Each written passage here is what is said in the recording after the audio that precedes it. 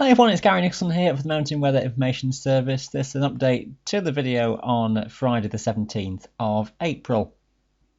Well, Easter has been and gone and not a great deal has really changed. The same situation more or less in place in the mountains. Still, just to reiterate the message that the forecast that we're putting out here at MWIS, really just for any emergency response. It's not to encourage travel to the mountains at this time.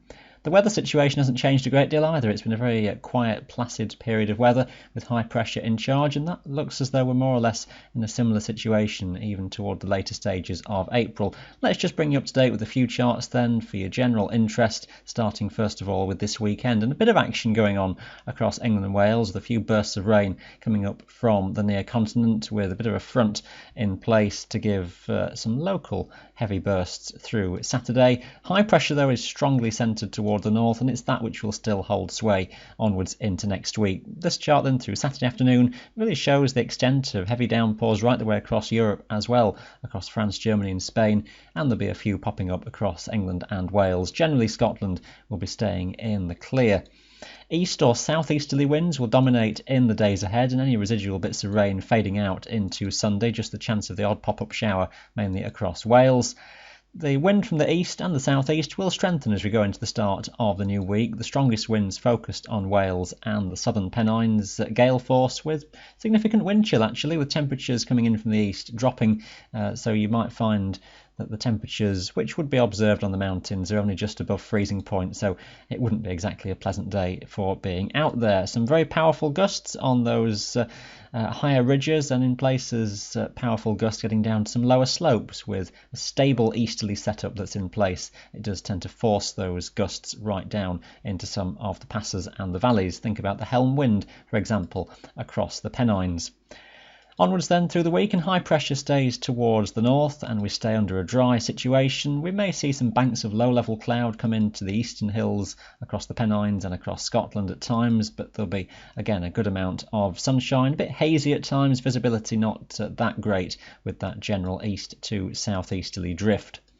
A dry theme though stays with us through the middle and later part of the week as high pressure stays centred towards the north. The wind looks like it drops a bit. Temperatures on the mountains generally in the range sort of 3 to about 7 degrees, the warmest values across the northwestern side of Scotland, with some sheltering and some phone effects as that southeasterly moves across the Highlands. Always that side will fare better for temperatures in that situation. Classic meteorological patterns then in the springtime. These are often things we see through April and into May. All in all, high pressure is more or less staying around even towards next weekend, so very little changing. It may be the wind drops lighter, there may be some frost, quite common in some of the valleys and the glens through this time.